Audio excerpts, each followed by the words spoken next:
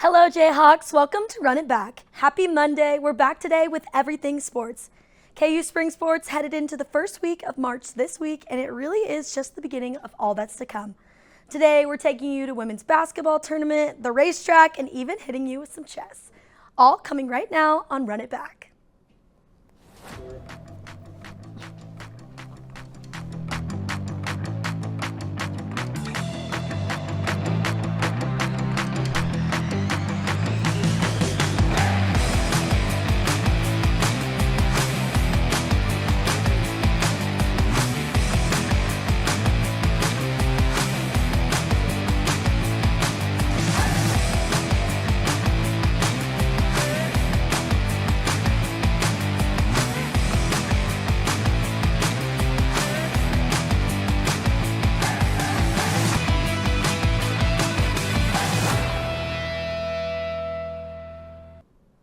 March Madness is here, and I knew the Jayhawks wouldn't disappoint this weekend as they kept their winning streak against K-State and the Jayhawk legacy still intact. Luke is checking them out as they concluded their regular season on Saturday. Then from one court to another, we head to the women's Big 12 tournament that started last week with Gabby. Then the Jayhawks had their first baseball home opener this Thursday. John is checking in to see if it went as we all hoped. Finally, Landon is checking out some of our Jayhawks whose careers didn't stop here. We're looking at Jayhawks and pro sports. First, Luke, dribble us to the court. Thank you, Jameson. The Jayhawks did a lot of dribbling and a lot of scoring as they ended their regular season with a win against in-state rival K-State 104-85. It was senior night for Kansas, so their starting lineup consisted of 5 seniors, all playing their last game inside Allen Fieldhouse. There was plenty of positives to talk about in this one, but I don't have time to highlight them all. Because this game last Saturday was all about the seniors, I need to make sure they get all the recognition in my recap. The seniors showed up and balled out. However, there were 2 seniors who were spectacular last Saturday. The first guy is Trey White, who was unbelievable. White had a double-double with 23 points on 9 for 16 shooting. He also knocked down 5 threes and added 11 rebounds to his total. The transfer has been a big part of the Jayhawks rotation and will need to continue to step up his game in the tournament. The other senior who made a huge impact in the win was Melvin Council Jr. He had 17 points on 8 for 15 from the field. He also had a double-double with 10 assists. He came up just short of the triple-double with 8 rebounds. Melvin Council is another guy who is going to need to be on every game in March for KU to make a deep run. Because it was senior day, Bill Self gave the seniors some run, and he let them get the start. Here's what he had to say. I thought they did great, and Wilder got a great look wide open to start the game. Justin Cross got a great offensive rebound, and I think he may have walked, or they called something or a foul right after that. I actually thought they did fantastic. And I, to be honest with you, I was a little nervous. That was kind of a makeshift lineup out there, but I thought they did great. The Jayhawks will now head to Kansas City for the Big 12 tournament this week. KU is the 3 seed in the tourney and will play at 8:30 on Thursday. That's going to be it from me today, but we're going to keep things on the hardwood as I'm going to bounce past this one over to Gabby with KU women's basketball. Thanks, Luke. Turning over to the women's side, the Jayhawks saw their season come to a close in Kansas City during the second round of the women's Big 12 tournament. Kansas started off strong Wednesday night against UCF, and with a great performance and an impressive 56-35 win over the Knights, they were able to advance to the second round. Julia Davis was named Freshman of the Week for the 9th time in a row and recorded her 3rd double-double in 10 points and 11 rebounds. It was also a big night for junior Samaya Nichols as she surpassed her 1,600 career goal points, adding 6 more following Wednesday's game. And senior Elle Evans made 2 out of 6 three-pointers, including this one. Fandel cut off by Bracy. Elle Evans, one of the best in the country. That brings her total to 68 points and three-pointers for this season yet alone. Kansas then took on Colorado the next day, but were unable to secure the win, closing out their time in the Big 12 tournament. However, their season may not be over yet. Now to Selection Sunday to see if the Jayhawks land a spot in the NCAA tournament or receive a bid to the WIBT. Turning over to the Diamond, KU Baseball was in the Hog for their home opener in a 4-game series. Here's John with more. Thank you, Gabby. Welcome home, Jayhawks. Last Thursday, the Jayhawks baseball team played their first home game at Hoagland Ballpark, and let me tell you, the action did not disappoint. Thursday, we saw a beautiful 65-degree day at the ballpark where St. Thomas walked into the Hog for the first time and said, "Let's make this interesting." The ball game started off slow for the Jayhawks as almost immediately St. Thomas capitalized off a costly error made by KU. Then the bats went quiet all the way until the fourth inning when the Jayhawks finally got on the board after Dylan Schlotterbeck made it home off of a balk. The Tommies were quick to strike back with a run in the fifth, but hold on, Brady Ballinger runs it all the way in after Dario Osoria singled to left field. All tensions rose as the ball game went tied into the eighth. Then the Tommies' error brought two Jayhawks all the way back home. It was Brady Ballinger once more and Tyson LeBlanc. Then a quick defensive top of the ninth ended day one of the series with a score of 4-2. Friday was not the same story. It was a complete Jayhawk domination. 5 runs were scored in the first inning for the Jayhawks, including the first home run at the Hog on the season, scored by none other than Cade Baldridge. That makes his second on the season. Then in the fifth, the Tommies attempted a comeback as they made it a one-score game, but not so fast, my friend. The Jayhawks refused to lose in this one. They rallied off 4 more runs, including a deep homer from Jordan Bach in the fifth.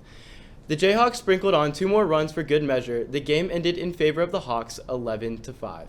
Saturday, the Jayhawks traveled to Legends Field at Kansas City, where they continued their run of dominance over the Tommies. However, this one was much closer than the predecessing games.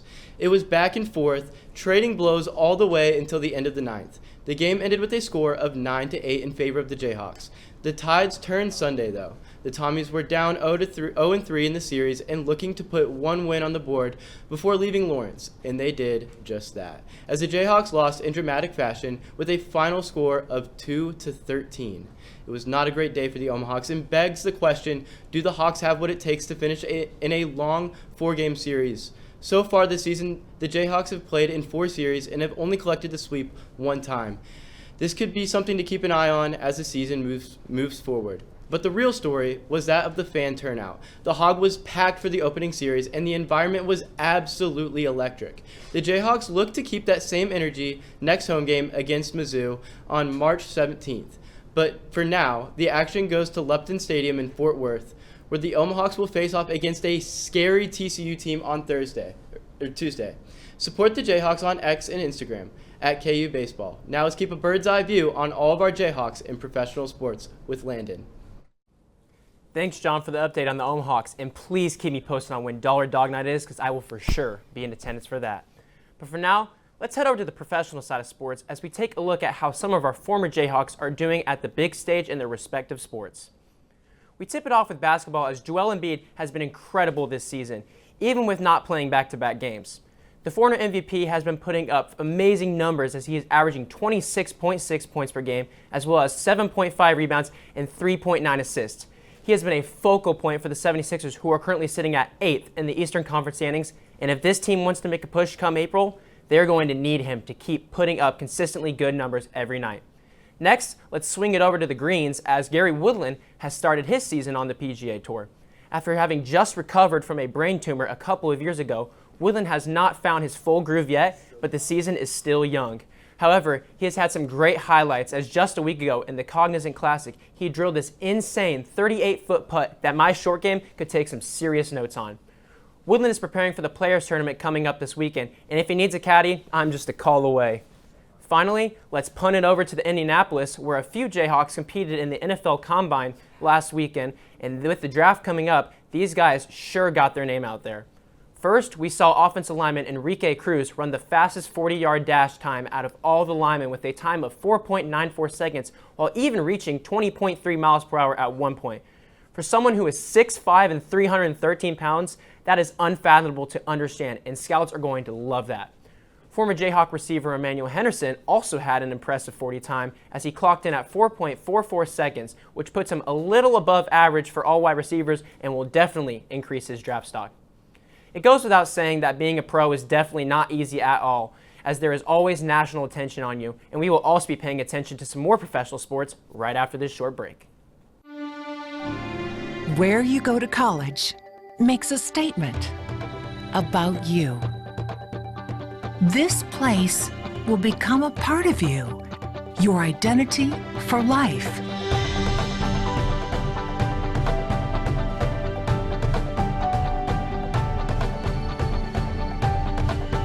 The University of Kansas. A great place to be you. We're heading next to a track we haven't seen much of yet on this show, and it's not the running type. We're taking a look at Formula One with Mike. Then we have UFC updates from this past weekend, and then we're dribbling the ball to Patrick with some NBA updates.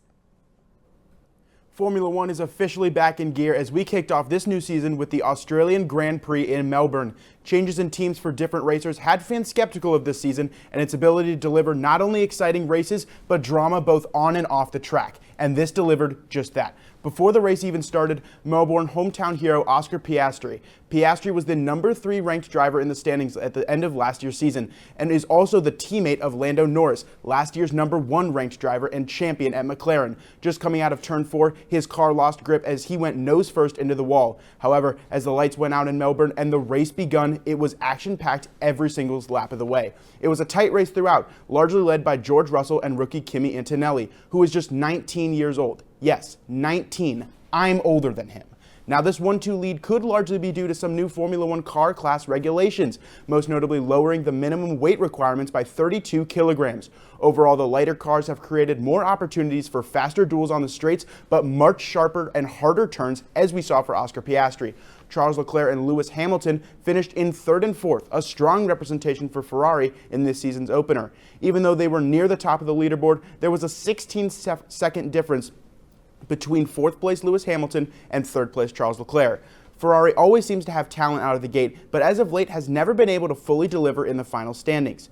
Rounding out the top 2, however, were both Mercedes drivers. Kimi Antonelli finished just 2.9 seconds behind George Russell, who won the race with a 1st place finish.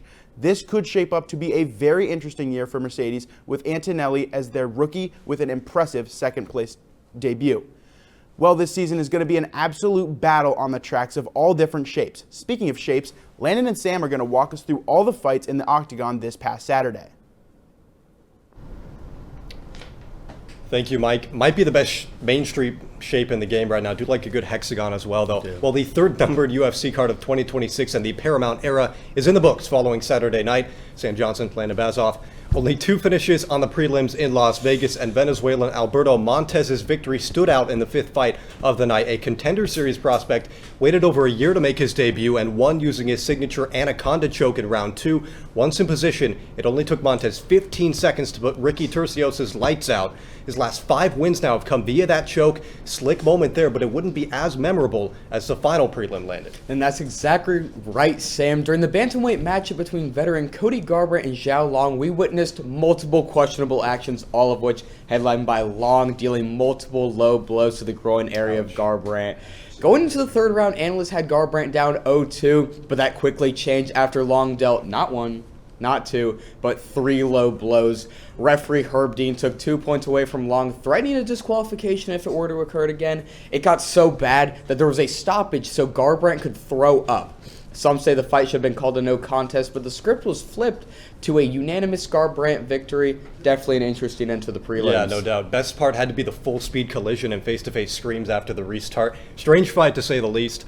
All right, onto the main card, where it was not victory by punches, but by punch in the first 2 bouts. Gregory RoboCop Rodriguez exhibiting only a fraction of his raw power to sleep Bruno Ferreira in round 1. That's 3 wins in a row now for the 34-year-old middleweight.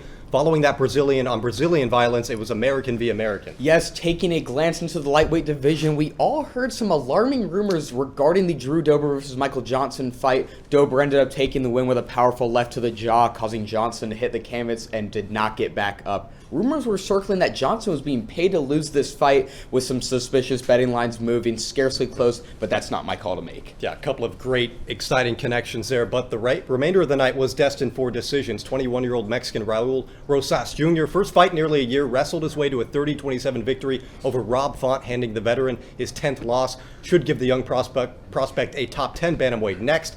Then the co-main moving up to middleweight, 7th-ranked Kyle Berhalio sidestepped the grappling to frankly embarrass 8th-ranked Dutchman de Ridder. Yeah, back-to-back losses for RDR is not the best look. I mean, he's a great fighter, but he's on the wrong side of some close matches. Not sure if you saw, but Baralo called out #1 middleweight contender Dricus Duplessis, and that's a match I'd like to see. Now, moving on to the main event, the BMF title was up for grabs between Max Holloway and Charles Olivier, and frankly, I'm not happy about the outcome. The BMF title means you're the baddest mother...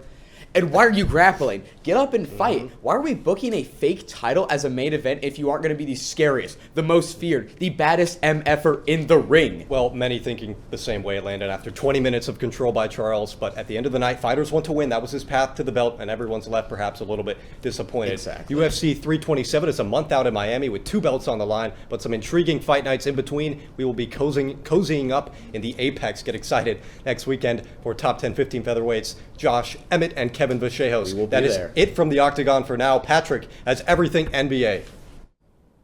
Thank you, Sam. Friday brought us our most anticipated return of the 2026 NBA season. Perennial All-NBA first-teamer Jason Tatum made his return to the court just 298 days after tearing his Achilles in the playoffs. In his return against the Mavericks, he tallied 15 points, 12 rebounds, and 7 assists. Recovering from an Achilles tear in under 300 days is one of the most impressive feats Tatum has ever achieved.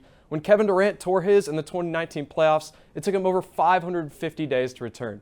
When the teams in the Eastern Conference got the noti on Wednesday night that Tatum was off the injury report, stomachs began churning. Tatum's first bucket back, a putback dunk, and a crowd pop that you could hear all the way from Fenway. We also saw Tatum suit up again on Sunday morning against the Cavaliers, where he added 20 points in a statement win. Instead of just talking about these 2 games, let's talk about the bigger implications of the return. We've seen Jaylen Brown take an almost MVP-level leap this year as the first option. Derek White has been a consistent third option. Peyton Pritchard is still in contention for 6th Man of the Year. And having big men like Neemias Queta and Vucevic is destined to help your team make a push. The East is wide open with a lot of inexperienced teams at the top of the standings, so is it ridiculous to say that the 2024 NBA champs can return to glory before anyone expected? Two years ago, people were bought into the idea that the Celtics have dynasty potential. That was also before the Thunder emerged out of the West. Celtics are now number 2 in finals odds on FanDuel at plus 600, so it's safe to say that Tatum's return has sent shockwaves to the leagues. I haven't even gotten to the most important return of the day, which is us returning after this short break. More to come on Run It Back.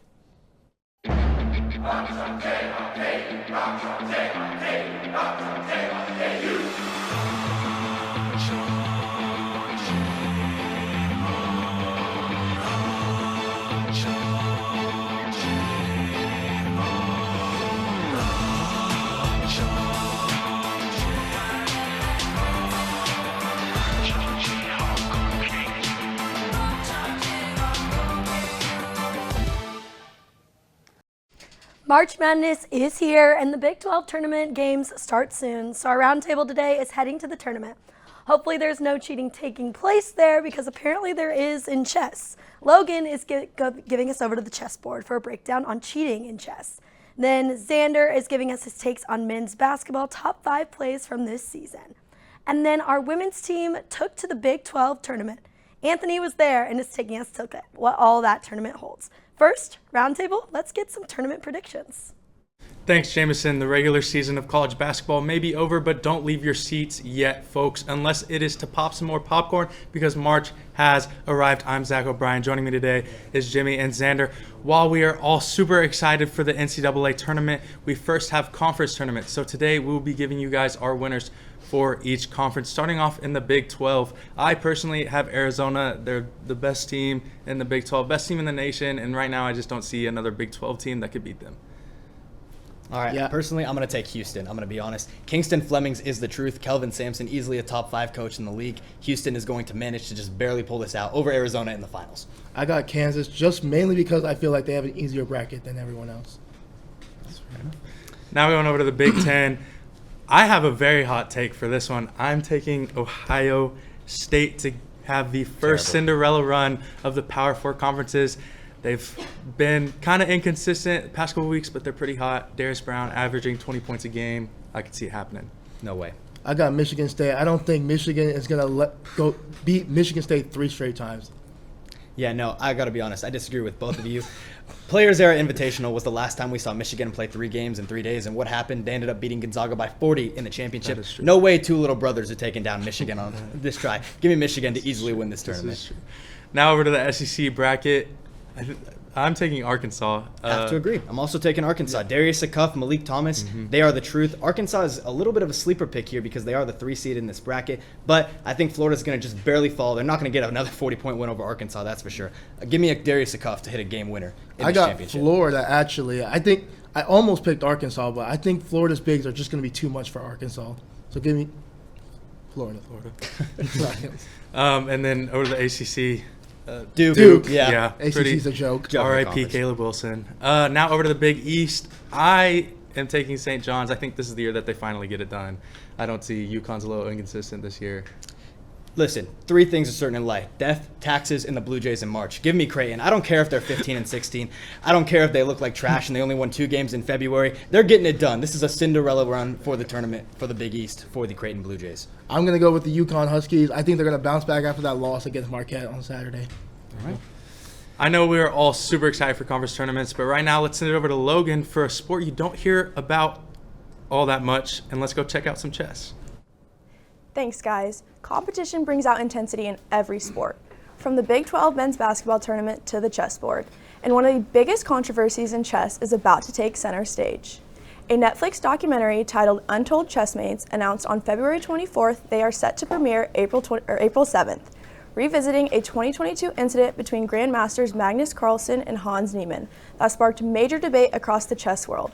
But for many people watching from the outside, including myself, the big question was, how do you even cheat in chess? The most common method is using a chess engine, which is a computer program that can analyze the board and tell a player the best move possible. If someone secretly accesses this information during a game, like through a phone or a hidden device, it can obviously give them a huge advantage. But cheating in chess isn't all technological. We have to address the fact that just like other sports, doping can play a huge role. The International Chess Federation, or FIDE, follows the same anti-doping rules used in the Olympic sports.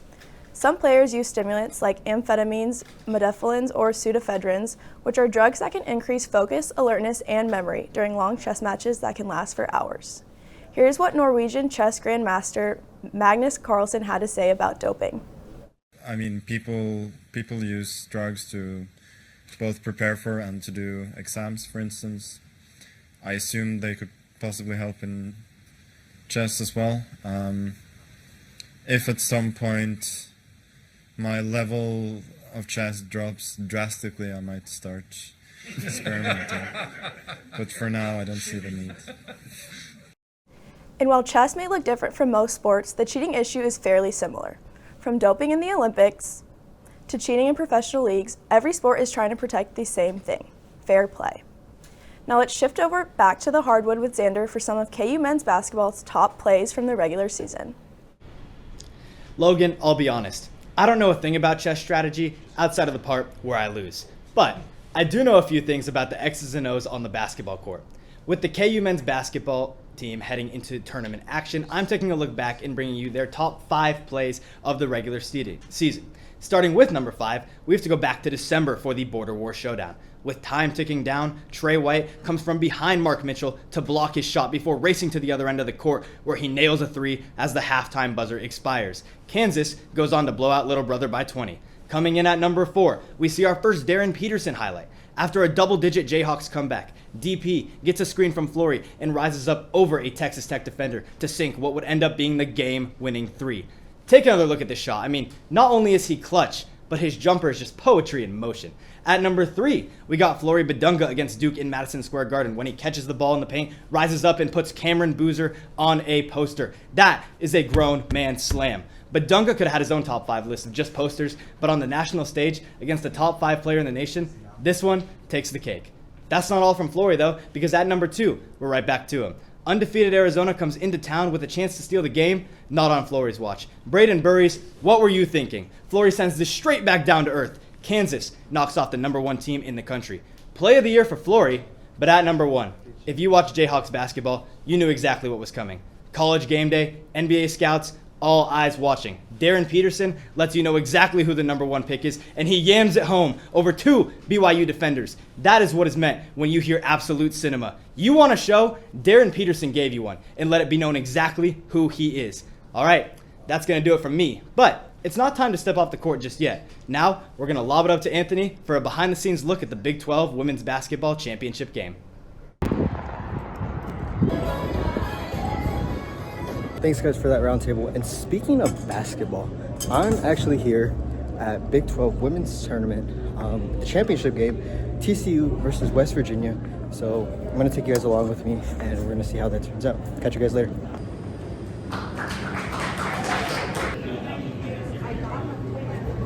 So I got here a couple hours early, just to kind of scope out the area, and then to show you guys a little view of what we're working with. So here we have the court inside T-Mobile Center. Crazy court. Honestly, kind of looks and feels like an air hockey table, to be honest. But as you can see, there's a Big 12 championship game logo. They changed it up for West Virginia side, and then they changed it up for TCU side at the moment for warm-ups.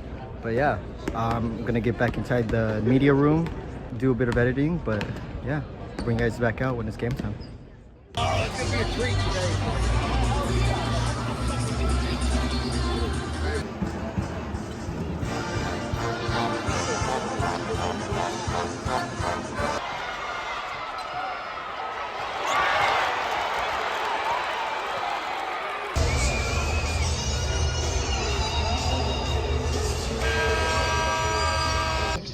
Big 12 Championship Tournament trophy.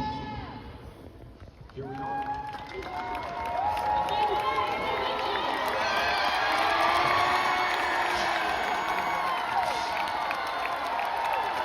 What's up, vlog? So it's the end after the game.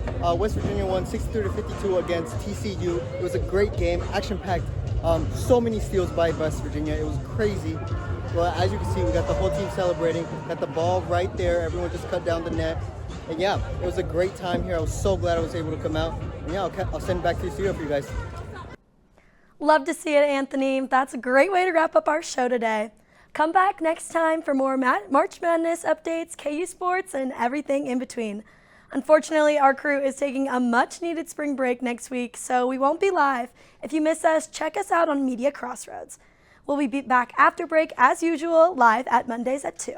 Thanks for tuning in. We'll see you back next time on Run It Back.